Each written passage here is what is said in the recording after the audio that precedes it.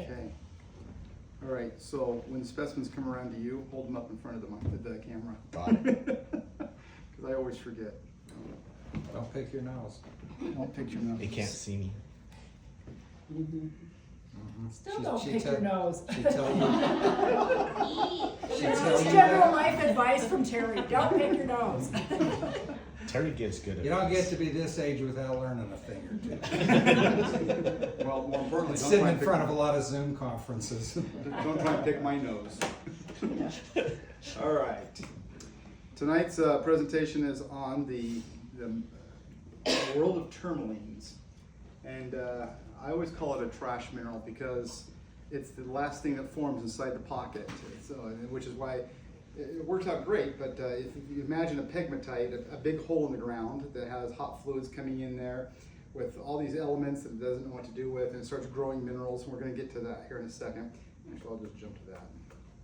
This is what a pegmatite looks like. So it starts growing. It's a big geotype thing in the ground called pegmatite cavity. And as things start to grow, you get the aluminum and calcium silicates form, the feldspars, or the blocky crystals. And then after they form, they've used up a lot of the aluminum and sodium and silica, but then what's left, other things start to grow. And the very last thing that grows in here is the tourmaline crystals, and then usually lepidolite. If you're talking about like the pegmatites from California, or Maine, or Brazil, the last thing that forms in here is usually lepidolite. It fills in after the crystal. After all these crystals are grown, then it fills in. So tourmalines are the last thing to grow before the lepidolite. So they use up all the rest of the elements that are in solution, in that hot solution, and then they grow these silicates, the cyclosilicates, these long crystals. So tourmaline chemistry is very complex. Well, we're not going to go into this because I don't even know how to say some of these words. So, and I do understand them. But you can see you get elbite, which is the aluminum, and you get the aluminum iron, which is the schorl. No, this is the schorl. No, schorl's in the middle. Anyway. In the middle of the site. Oh yeah, schorl right there. That might be wrong. I think that's down here. Anyway, you can see where they plot on here will also determine what color they are. So it's a good thing I'm short, so you can see with me. All right, so here is the generalized chemical formula there across the top of a tourmaline, and there's what all the different letters stand for. So you can have calcium, sodium, potassium, lead, or nothing in the A spot. And you get the idea going down there. So get some aluminum boron in there. So, and then the XZ are the waters that are in there. So. All right, so we're going to start with the pegmatite. I showed you the diagram already of what a pegmatite is. So a pegmatite can also be just a rock, an igneous rock that is cut through with another igneous rock. Those are usually called pegmatite dikes. And what you usually don't get tourmalines in the dikes, even if you do have the cavities, but you do get smoky quartz in them and topaz and a lot of those. Sapphires, sometimes sapphires. Is that how Yogos are? It's been too long since I've been up there. I had a mine there for a while. I know. So I didn't have sapphires. But they were a pegmatite dike? Okay, so there you go, Yogo sapphires. So, all right, and we're back to the picture, the diagram of the pegmatite. All right, so when you get an open pocket inside there, that's when you can get the crystals growing. The bigger the pocket, the bigger the crystals. If you have big crystals in a tiny pocket, then they tend to touch on both ends, and they're not very exciting for mineral collectors. So, we've been down to Brazil a couple of times to the Golconda mine. It's one of the most famous tourmaline mines in the world. They have the largest tourmaline crystal, the largest purple tourmaline crystal in the world came from there. And the guy that owned it, do you remember his name? Barbosa? His last name was Barbosa. What was his first name? I don't know his dad's name. His name was Reynaldo. Ronaldo. Yeah. So he owned it, and he was mining it for the feldspar and the mica. And that's what they make, they grind it up, and that's what they make china out of for dishes. And that's what he was mining it for. And occasionally they'd find a tourmaline. Well, they didn't understand mining practices in the 30s and 40s and into the 50s. And so they showed up at the mine one morning to go to work, and it's up in the mountains. It takes a while to get there, and it had collapsed. And so we're standing outside the mine, and I say to him, I said, usually when a mine collapses, it's his son now that owns it, and I said to him, when a mine collapses, usually you can see it on the surface. And I said, so do you see that here? And he said, yes, this is it. And I'm like, what's it? You're standing in it. And I'm like, it's 100 feet up to the surface, up above the cliff, to the top of the cliff, and it's got to be the size of 2 or 3 football stadiums. Wow. That's how much collapse. They didn't have any support, no mining pillars, nothing inside. So they just showed up and it had collapsed. And they went in after, he said it took months before they could go in, and he was a little kid when they got to go in again. And he said the floor of what they're now walking on, 100 feet above what they were mining, was just coated with loose tourmaline crystals that had fallen off the walls when they went in there. So it took them more than a year to pick them all up. That's how many, he said, millions of dollars worth of tourmalines. And hanging 100 feet in the air was a 3-foot tall purple tourmaline crystal. And they waited until they could get everything off the floors and they could build scaffolding up to take it out. And his dad used it as a doorstop for 20 or 30 years. So he finally, somebody found out about it and asked him if they could buy it. And I said, no, it's rumored it sold for $30 million. And he goes, my dad would never discuss how much it sold for. We know it went for somewhere between 5 and 30, but we don't know how much for sure. So, but life got better. Life got better, yeah. And so now it's on display in a private collection in New York, and you can go there and see it. I saw it in Tucson a few years ago. I didn't know it was going to be there. And they always have their big displays, and you can walk down the aisles and see their displays, and I'm like oohing and awing. And I come around the corner, and there's 2 security guards in SWAT uniforms, and I'm like, oh, and then I look, and between them is this crystal. I'm like, oh. I was just awestruck. I just stood there for probably 10 minutes. People were trying to push me out of their way. So that was an open cavity that obviously they were able to mine.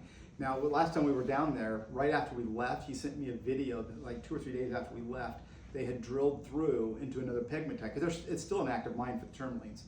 And they hit a pegmatite, and often these are pressurized with water, and this one was so pressurized with water, it blew their drill and the guys drilling backwards.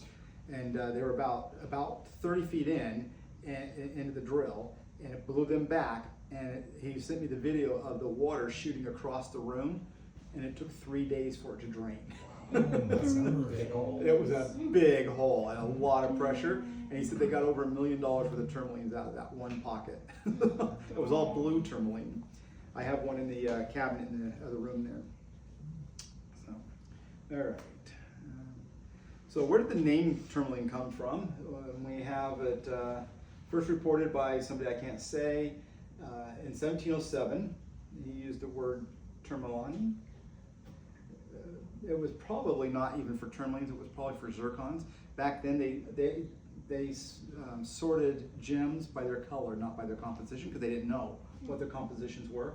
So the word tourmaline didn't come into use as we know it today until 1794, and it is what we call tourmalines now. It was used for garnets, zircons, spinels, anything that had color to it.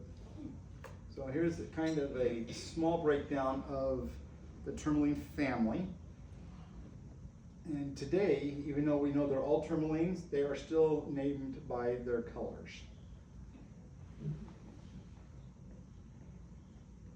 Do you have one of each? 2 and 3 of some of them. All right, the largest tourmaline crystals in the world, I could not find anything that was definitive. I know the purple one is the largest one at 3 feet. There's black tourmaline crystals that in the Bob Ingersoll mine in South Dakota that are 30 feet long. Wow. stuck in the mine wall. You can't get them out, and if you did, they just fall apart anyway. But they're huge. They're about that big around. There's cross sections of them in the mine when you go up there, and you can see them in the mine where they've just broken across. But there's one that's almost 30 feet long that's across there. So. All right, causes of color in tourmalines. Again, this goes back to the chemistry, and it's very, very complicated. But in general, green tourmaline, Elbaite, comes from, first name from the island of Elba in Italy. Is caused by iron, the green, which we don't think of when we think of iron in Utah. Everything's red and brown and black and purple. Dravite is, I'm going to pass this one around. This one is mounted with putty. Just don't let it fall off. So, well, yeah. And then this is a dravite.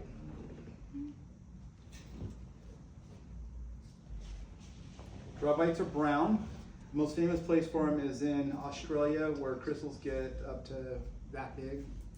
So, this one is most certainly from Australia. I don't know where the fastest one is from. The rubellite is the pinks and reds in tourmalines, and the color is caused by manganese. Lidocotite is probably the newest tourmaline member to be discovered. It was discovered in Madagascar in my lifetime, so I don't know, maybe 30 years ago, maybe less than 30 years ago. Trapezie? Is that a trapezie? A trapezie? It is a trapezie. So, trapezie is got the cyclic twinning in it, and you get six-sided twinning in it. So you have the red lines are 3, and then the opposites are 3. So, and again, it goes to the internal chemistry of it. And so, but the lidocotites are often rainbowed on the inside like this. And when we talked about how in a pegmatite it uses up the different elements, it's filling in the pegmatite. Well, here is where different elements filled in the crystal. So you have the iron, the manganese, the iron, the manganese, the iron, and then the manganese for the red. Where's that from? Madagascar. I think Madagascar is the only place lidocotite comes from. So it's named after Richard T. Lidocote. He was the founder of the Gemological Institute of America in California. Oh, I forgot to pass around the rubellite, the pink one. Falling off, you can kick over. I don't like the way you said that. Purple is caused by a mix of iron and manganese, various ratios to get you different colors of purple. Blue tourmaline. Now there's 2 different types of blue tourmaline. Indicolite, this one's caused by iron and titanium, and it's probably the most common, well it most certainly is the most common of the blue tourmalines. Uvite is caused by iron and manganese. What's the other? We're getting there. Oh, it's black. Well, that one is very close to black. And it depends on how much iron and manganese is substituted for anything else in there, so it depends on what color it is. Uvite is usually this color to jet black. All right, the other blue is caused by copper. And this is Parariba tourmalines from Brazil. It is probably the most valuable of the tourmalines, at least in faceted stones. This stone here actually is for sale right now for $50,000. It is 3.5 carats, which means it's about that big. Is that in your garage, you mean? Yeah, it's out there in the garage. Yeah. I'll be back later. I found it online and stole the picture. So I have seen crystals of this that were, faceted stones of this that were golf ball size that were in the hundreds of thousands of dollars. Wow, stunning that color. And what's weird about it is that the crystals are never good crystals. They're always very deformed, or usually very deformed. So, all right, there's some more. The colors of Parariba. When we were in Brazil, I kept asking everybody for it, and there was a few people that had some, but they were stupid prices. So does all tourmaline have the Dead Sea axis? No. Everything I've seen, you look down the end of it, it's just black. Yeah, that's called Usambara. We're gonna get there. Okay, never mind, jumping ahead. Yep, You know- Schorl tourmaline. There's great debate of whether it's really black or not, because if you slice this into thin sections, it's usually green, at least on the outside edges.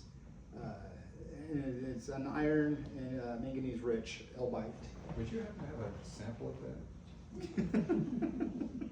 I have a Schorl, not I'm one that. just wondering if you're missing some stuff. Yeah, that needs to okay, be- fine. There. Okay. All right. Well, I'm just your handler tonight. Yes. All right, so when it's a different color on the edges than it is in the center, there's a name for it, and it's called Usambara. It's named after the Usambara Mountains in Tanzania, where a faceter he had some green tourmalines that he cut the tips off and was faceting them, and he kept turning them slightly and realized they would go red. Now, color change like that is not uncommon, but this kind of color change was different because it was dependent on how thick the stone was. And so he wrote papers on it, and now it's been recognized that it's a different type of color change than alexandrite or color change due to wavelengths of light. It has to do with the thickness. And that is a good example right there. You have to have 15 millimeters between the light and the end of the stone for it to turn red if it's going to have Usambara. So this is one that just does it in regular light. The Schorl tourmalines are thought to be the same thing. They're black in the center and they get greener as you go to the edge when you slice them thin, like paper thin. So. All right, tourmaline scepters. This is one of my favorite things in the world. When we were in Brazil, this was one of the things I wanted to acquire the most. And every place we went to, every tourmaline dealer we came across, scepter does not translate. So I'd have to show them a picture on my phone. I'm looking for a scepter like this. And we got responses like, oh, I've heard of those. Or my brother saw one once. That's how rare these are. And So they don't have their own name for it? not anything. Other than don't have? Yeah, don't have. Yeah. And so we're in a store, this guy's shop, and he has one that's less than a ½ inch long. It's broke off of both ends, so it doesn't have the top and it doesn't have the bottom. And I finally say to Maria, we finally found one. We finally found a scepter. We've been in this guy's store for 45 minutes, and I know speak English. I know speak English.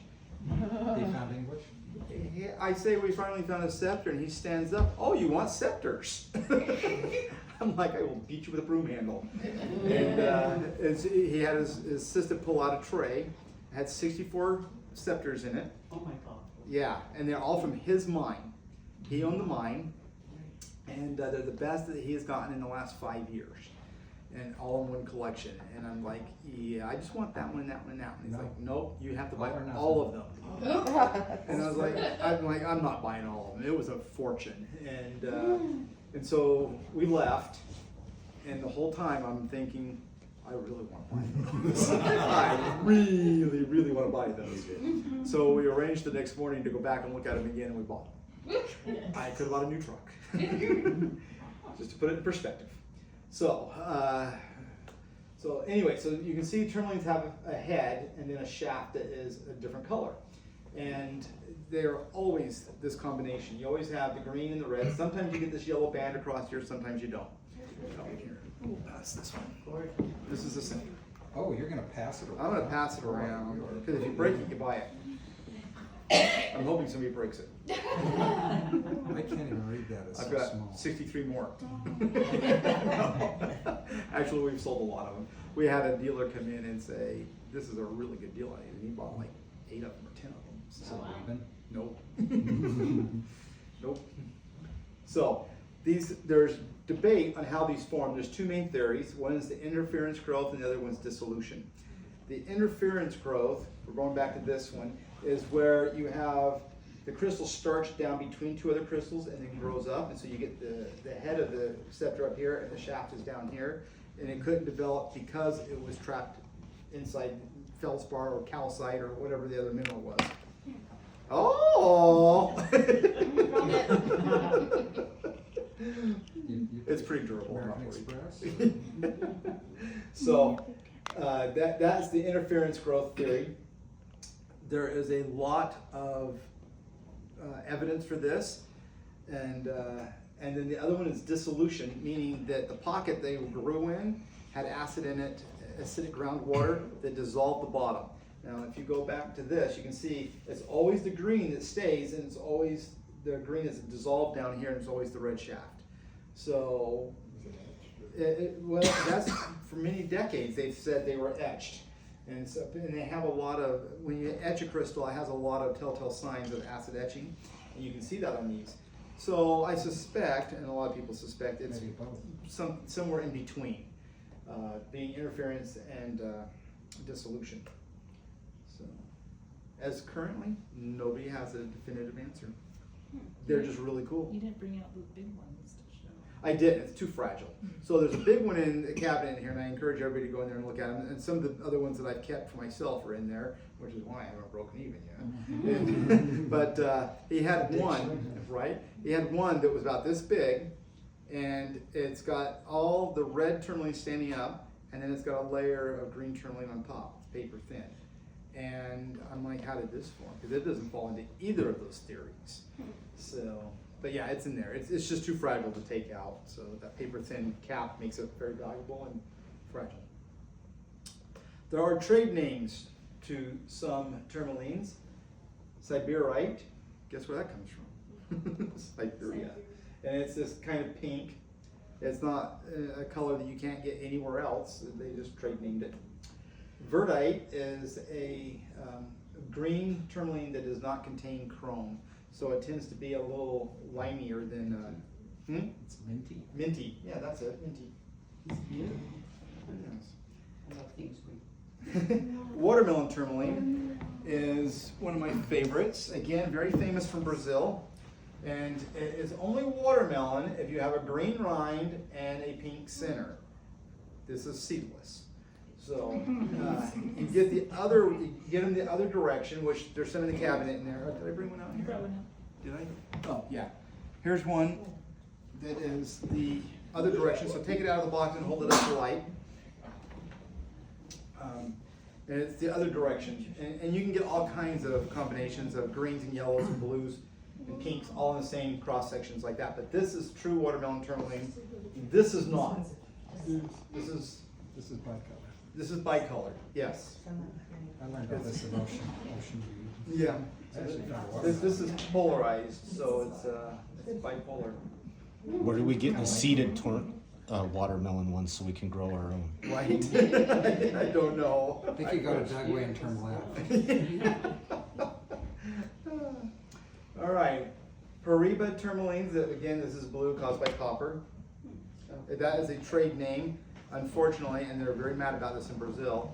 The same kind of tourmaline, the copper blue tourmaline, has been found in a number of other places around the world, and they use the same name just because there's nothing anybody can do about it. Copyright law doesn't go worldwide. No, it's not in Africa. Like the champagne grapes. Yes. Come So back. these are blue caps. These you got your pinks with the blue cap on them. Sometimes they're green with the blue cap. Sometimes they're pink, green, and then blue cap. Sometimes you get a yellow in there as well. So this one over here is very famous. It's in the San Diego Museum of Natural History. It's called the rabbit ears. It is about that big, so it's substantial. So little quick side story. I was 15 years old, and the guy that got me into collecting rocks and minerals, Old Man Lewis, Dave Lewis, had a rock shop on Redwood Road. My parents would take me there, and they took me there. And he had a blue cap from the same mine, the Palo mine in California. It was a plate about this big with quartz crystals that were about 1.5 inches, just a whole spray of quartz crystals. And it had 5 like this standing up. They were all about the diameter of a pencil, all standing up, pink with a blue cap. He told me he'd sell it to me for $1,500. But you were a kid. I was a kid. I was a dirt poor kid. You didn't sell your dad's car? I would have sold my dad. Whatever happened to him? So I obviously didn't get it. It became very famous, and if you watch through magazines and stuff, you'd see where it got sold and who bought it. And eventually, it wound up at the Smithsonian, where they paid $350,000. It is probably the best known sample that's not one of these great big ones. I've always I rubbed that into my parents' face until the day they died. I'm sure Horace cared. Yeah, they didn't care. It was a rock. So, all right. Tourmaline can be chatoyant. Here is some color, cat's eyes, yep. So chatoyant is when you have a band of light that will move back and forth like a tiger's eye. But here is tourmalines. And yep, that's one. It's not very good. You can open it up and look at it. What causes that? So there are rutile crystals that are smaller than hair, fibers in here that go up and down in this case. And so when you cut across them, it gives that the ability to do that. It's like looking through a window screen at night with a light out in the distance. You can see an X. That's because you had two axes. Here you just have one, so you just get one band of light. Okay, bent and twisted tourmalines. These are they're just bent and twisted. So, that one is a good sample. Apparently I didn't get a picture of it. So this is tourmaline that has formed where the crystals are bent. And it's actually not uncommon, and it's due to tectonic stresses that are playing out in the ground as things are moving around. So in pegmatites, I'm sure pegmatites you think are solid rock. Granite is solid rock, but it's not that solid. It can be bent and twisted, and we can see deformation in all kinds of formations around the world. In this case, the tourmaline crystals just wound up being bent and twisted. All right. And this is a tourmaline pseudomorph. So this used to be two twin tourmalines. That one's here too. Oh, okay. And this is where tourmaline has been altered completely, in this case to lepidolite. It can alter to other micas. We have some green ones that are green mica, but this one is purple mica. We have more. So it's one of the more unusual and rare pseudomorphs. The only place I know of where this forms is in Brazil. And it was so funny, we were down there and we were in this guy's shop, dirty, grungy shop. And he's like, yeah, I looked through everything. And I'm looking over here and here's a set of shelves. And underneath it is two Rubbermaid totes, you know, the big ones. And I'm like, what's in those? And he's like, you can pull them out and look at them. I pull them out and they're full of these. I'm like, I want the whole thing. So we bought as much as we could afford and brought them back. Were the green ones the same thing? Sold them? Yep. Yeah. That's why it didn't polish really well. No, they do not polish very well. It's just granular So mica. he had a few that he cut and slabbed and polished. He sealed them though. Well, I tried one of them. I was like, Yeah. Yeah. No, it's too lepidolite. that's pretty cool though. Just It's called crenulated. you laid it. Mhm. You're just making it up. Of course. You're All right. I can do that. Okay, so that is the end of that. And I have a bunch more that I'll pass around. Oh, do you have an experiment? No, I have an experiment You're tonight. lighting something on fire today? No, His no. experiments are fun. So here is botryoidal tourmaline. Oh. So this one is from Burma. So I bet if you polish that one, it would be Flat. chatoyant. Flat. All right, and then there's a few places you can get colored tourmalines in the United States: California, Maine, and Colorado. So here's a couple from Colorado. I know you're going to be really impressed with these because I gotta go this direction apparently. So. Thanks. Oh, that's pretty. So, have you? Well, it looks like fluorite or a number of other Yeah, he things. brought it out during the course. Yeah. So here is a black tourmaline, a shoral tourmaline. This one is from the Palo Mine in California. If you ever get a chance to dig there, it's a lot of fun. It is a lot of fun. Actually, they have a parking lot dig that's like $50. Yeah, it's like- where they bring it out from the mine and Yeah. they put it in there, and then it's like a survivor challenge. You run, you get your own screen and it's in the water. You run out, you have less than 15 seconds to fill up your bucket so you don't cherry pick. And he's standing up there Oh, with yeah. a shovel. He will smack you. I looked over and he's like, don't even think it. Yeah, yeah. That one shovel. Yeah. And then you run back and then you pour it in and you're shaking it and your water's getting muddier and I about died after about 2 hours of it. So this is a tourmaline, a black shoral tourmaline from Utah. So we do have tourmaline in Utah. Where? This is, I'm not telling you. Is it Never in the book? changed, do you? It is in the book, actually. There's Well, a I number. bought 3 of them, so can you tell me? There's a number of places in Utah. Gold Hill District, the Cactus Rat Mine down in Milford has it, but so do all the mines around those two areas have it. So here is another shoral. This one is from Pakistan. It's kind of an odd shape. And here is, this is, we were talking about the dravites, the brown ones, and this one's almost black, but this is a large dravite from Australia.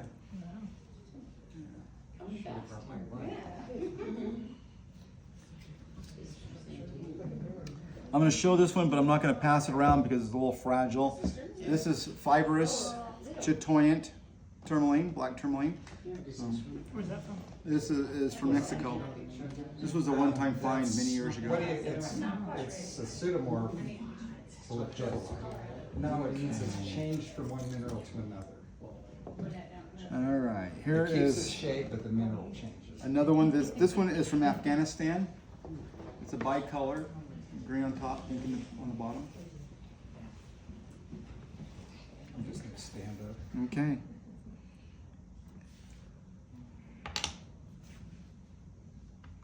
This one is another one. This one came from the Sapo mine in Brazil. Very famous for these multicolored ones. So you wouldn't call that a blue cap? Well, you most certainly could call it a blue cap. I mean, it is a blue cap. So, I'll pass that one around. Where'd you say it was from? The Sapo mine in Brazil. How fragile are the actual crystals? Like, are Most of these are not fragile at all. They're Okay. pretty tough. Yeah, I mean, you wouldn't want to hit them with a golf club, but yes. no? I just don't. I know Yeah. myself.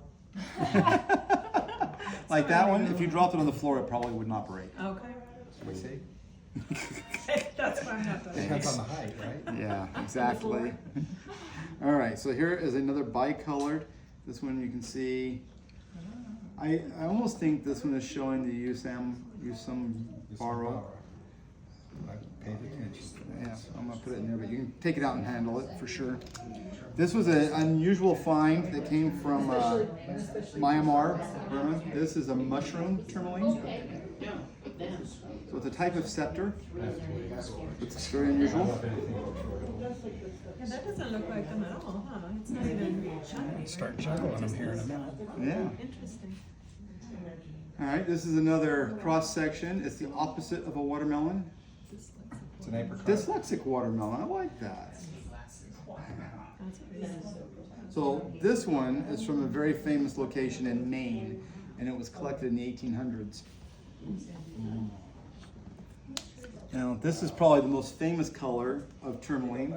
This is tourmaline from the Jonas mine in Brazil. And crystals of this that are the size of Coke cans go for $1 million or more. Wow. Yeah, You got one of those? yeah. I keep It's it in the in the garage bed. next to the. It's in your gun safe, right? I have guns in my gun safe. So this is a Pala tourmaline. So we stopped at a rock shop, and they had 3 of these crystals puttied to a mirror, and it said $150. And I said, For all 3? for which one? And she said, that's for all 3 of them. I was like, that can't be Here, right. take my money. And she's like, no, it's $150 for all 3 of them. So I bought, this is a double terminated one. It's terminated on both ends. So it's probably worth $400 or $500 by itself or more. So. All right. Here is a tray of faceted tourmalines. I'm just going to pass around the whole tray. This one, the one that's loose in the box here, is a cinnamon tourmaline. This one's from Africa. And when these came out, they were $10,000 when they first came out. And I did not pay that for this one. So. But if you pick it up and turn it in the light, you see it's not just brown, it's brown and purple. Bluish, purplish. So, okay. Oh, no, I think I passed that one around. Okay, all right. This one, Out of this, nothing. nothing. So this is another one of the scepters. You can see the top, it's multi-terminated on the top. It's got all kinds of terminations up there. It's very tough. And it's got the shaft down there, but it's weird. It's the mushroom. I've seen it We call it the mushroom.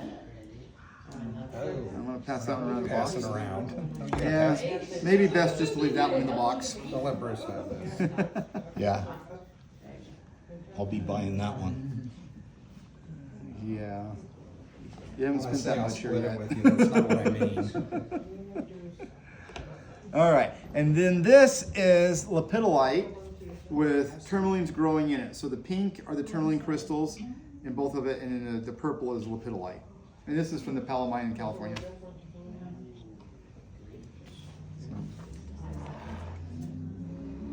And I think that's it. So go make sure you go in there and look at the other tourmalines in there on the shelves. There's, yes.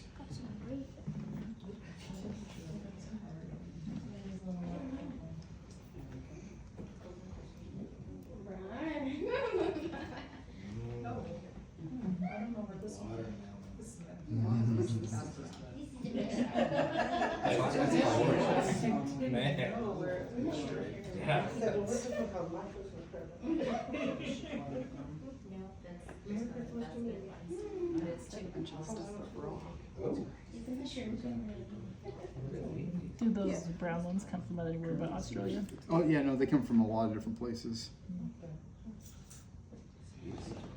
That's just probably the most famous one.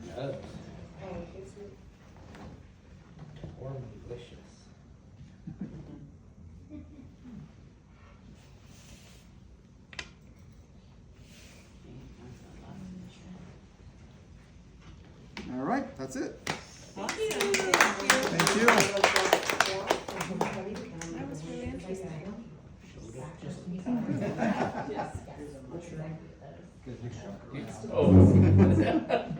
I sit down.